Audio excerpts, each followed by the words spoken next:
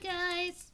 Today I thought I'd do a video on autism and diet because often those are the things that are mainly left out when it comes to understanding, working with and supporting those with autism.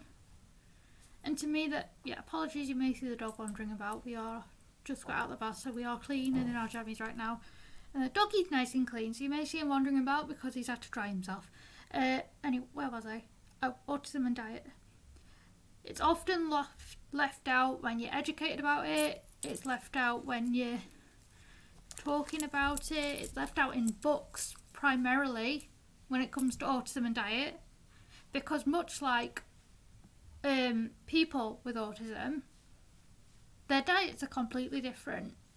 So every person with autism, in fact every person in the world, regardless of if they're autistic or not, will have a different diet and a different idea of how food is and what should be good food and what's bad food. It's just very much more tailored when it comes to autism. A lot of people that I've not been through, that would sound totally wrong, but a lot of people that I've been with and been to believe that autism is curable. I call BS. No, it's not. Through a gluten-free, wheat-free diet. Now, I wouldn't recommend that diet because it doesn't make any sense to do it unless you absolutely need to do it. There are certain people with autism and other conditions who have a condition called celiac disease. Now, that in itself means you cannot have gluten and wheat. And I understand that. That makes sense. But a lot of people believe that a gluten-free and wheat-free diet cures autism when it doesn't. By all means, choose to try out that diet if you wish to, but it is one, very expensive, and two, not necessary. Unless you've been told by a doctor that it is necessary, please don't believe the crap that says you can cure your autism with that kind of diet, because it's not how it works. There are people, like a lot of people with autism, including myself, have sensory issues, and that can be brought on by many different things and a lot of different ideas.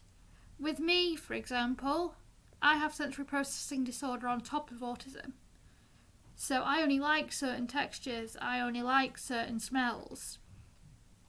So at times food is quite complex for me. I mean, I pretty much live off of pasta, sweet potatoes, and baked potatoes really, and cereal bars, because those textures are textures that I can handle, that I like, that don't make me feel sick, but don't also upset my sensory issues and my texture issues that arise from my SPD and my autism.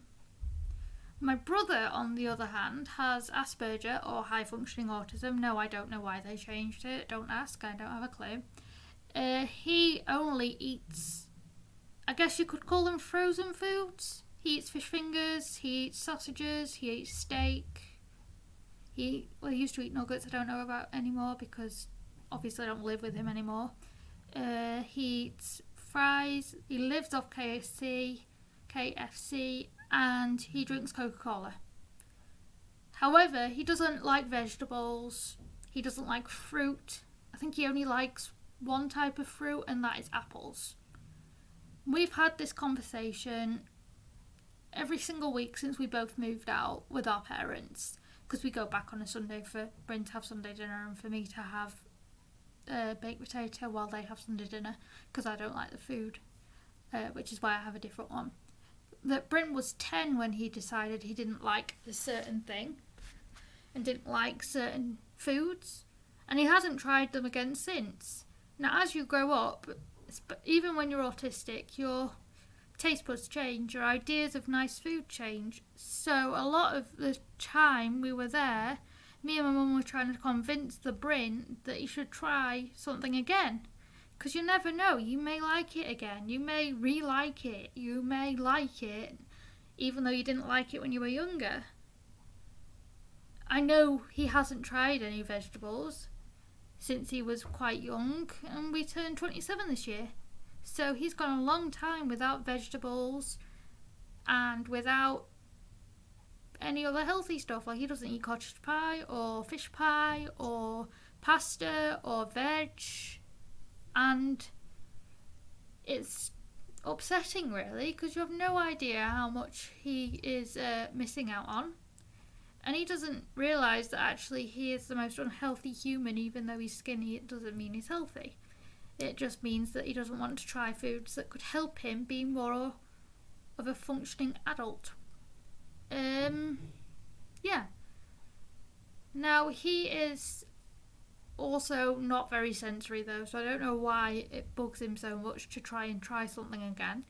I'm never going to understand that. I'm okay with that. I mean, I like veg, I like fruit, I like a lot of assortments of different foods. My brother's food groups, I guess you could say, are very beige, they're very boring, they're all very much brown, I think is the right way of putting it.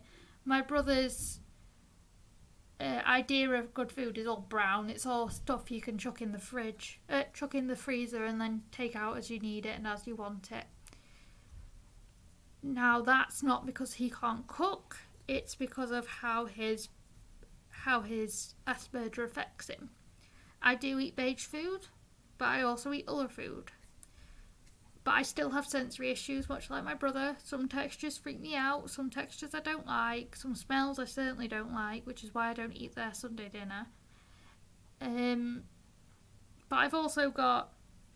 There are other people in my family who are autistic, and they have had vegetables. They like veg, they like fruit. They're not picky at all when it comes to food.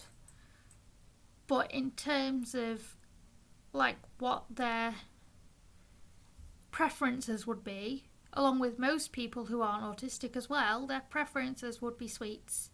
Their preferences would be candy, sweets, chocolate, fizzy drinks, things that they don't have to think about, that are quick, that fulfill them, that'll just get rid of that hunger for a little bit because it's just sugar. However, they'd also pick sugary juice and sugary milk over water as well. Now, I don't like milk. I don't like the taste of it. I don't like the texture of it. I don't like the smell of it. I won't have it on its own. I think the only time I have milk on its own is if, well, not actually, I never have it on its own, but I have it in tea, and I'll have it if it's mixed in, like with tea or with coffee or custard. Those sort of similar textures I'm alright with. Like milk on its own, I don't like. In terms of sensory processing disorder and food, a lot of the time, for me anyway, I don't know about the rest of the world, but for me it is very much a case of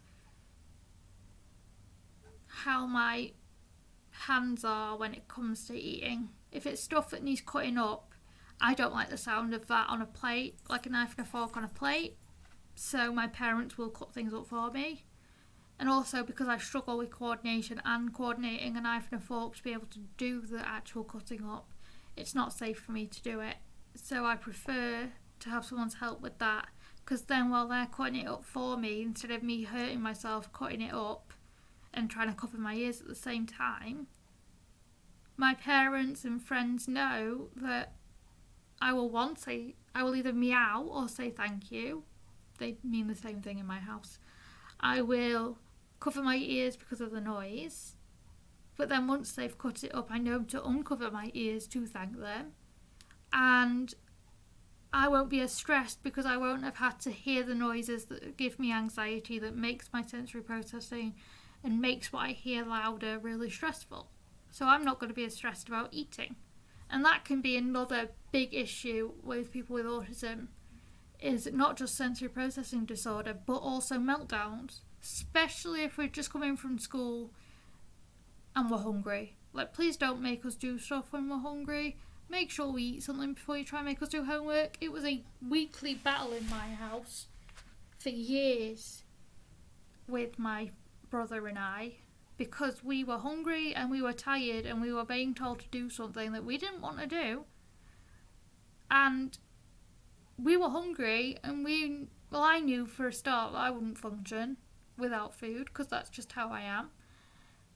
I don't know much about Bryn when it comes to sensory processing issues and food. I just know that he was hungry and he came home from school and needed food before he'd do anything else, and even then it was mainly just playing on the Xbox or the computer because he didn't want to do his homework. But that's a separate issue altogether. When people with sensory issues, sensory processing disorder and autism come to you and say, please can you do this for me, or can we turn this off or down if you like music or the radio, or is there a way that you can make this smaller, is there a way you can make this taste different, do you have any of these condiments like salt and pepper and vinegar, or is there a way that we can alter this slightly so that I can eat it with less stress? Please don't ignore it, because it generally means that we are asking for support, we are asking for help. And that help isn't because we're being fussy, it's not because we're being a pain in the bum, it's not because we don't want it, it's more because if we don't have it sorted out, we have zero chance of eating it because it's so focused on things that we can't manage. Like, we need our sensory issues to be dealt with before we will eat. Now, I can't speak for every autistic person because everyone is different. Not everyone has sensory processing disorder, but people with autism in general do have sensory issues. I can't speak for everyone, and I'm not intending to, but I just wanted people to understand that people with autism can also have sensory problems like sensory processing disorder, like I do. So they may need accommodations when it comes to food. Some people believe that a gluten-free, wheat-free, dairy-free diet is good for them. Some people believe that having only limited diet is okay or is safe. Some people believe that if they eat XYZ and only XYZ, then they're still going to be able to function. And other people are just too scared to try things again. And that's okay. I mean, obviously everyone is different. And that's a key thing you have to remember when it comes to food and figuring out your child. Don't take them to a nutritionist or a dietary nurse, I don't quite know what they're called, dietitian, that's what I mean. Because you might just make it worse. You may make them shut down and not trust you in terms of mum and dad or foster carers or grandparents just want to bully me into something, or they just want to mess me around because they don't want me to be able to feel secure in food. You don't know what harm you're causing if you send them to somewhere when they're not ready. You also don't know how long it'll take somebody to feel comfortable with certain foods. Like, don't underestimate us just because it takes us a little longer to do something like try new food or talk about our feelings when it comes to food, because you will be doing damage. I know a lot of people won't understand that, but we live in a world constantly that isn't designed for us. So when we are forced into a box, like at dinner time or lunch break, and it isn't something we can manage, but we know we have to get through it, our behaviour may be different, and our behaviour might be difficult to track. But it shouldn't mean that you throw food away, it shouldn't mean that you don't try again, and it certainly shouldn't mean that a person with autism and or sensory processing disorder is left out of the fun when it comes to food. You just got to find ways around it. You've got to find a way of being around people and around food, but in a way that suits you, especially if you're like me. Now I know for myself, when I'm not comfortable around people, I won't go around them. But when it also involves food, like even at my parents', I take a book. I obviously take my assistant's dog Jake, who you've seen me pet in this video. I take a drink that I enjoy, and I always make sure that I've got a plan for something that's going to help me calm down after food and after I've eaten. And that is usually a Prime Video and quiet time. Now this might not work for everyone, and not everyone has dietary issues whether they've got autism, when they've got autism, regardless of the rainbow level they're on, and regardless of the side of the spectrum they're on. Not every person has sensory issues when it comes to food, and not every person has difficulties when it comes to food. Please remember that. Please don't rush us into things we're not ready to do, and please do not, for any sake, try and make it harder. Do not judge us. Do not judge us. Do not make us feel like we're bad because we won't try something or we don't like something. And don't try and cure us or send us somewhere to try and cure us like a dietitian or a nutritionist. That won't do anything unless we're ready to do so. Unless we make them first move. Please don't rush us. Please don't judge us. And please just make sure that we stay somewhat functioning. Even if it means that we're eating very similar foods day in, day out. You've got to understand that, hey, at least we're eating. We're actually eating, which will keep us alive. You can't complain. And please understand that no matter what we do, those sensory issues are still going to be there. I know this was a bit of a jumbled message and a bit of a jumbled rant communication type thing. And I'm sorry for that, but I'm knackered. But I also felt the need to just get it out there that, look, this isn't our fault. This may be why we're struggling. Please understand it.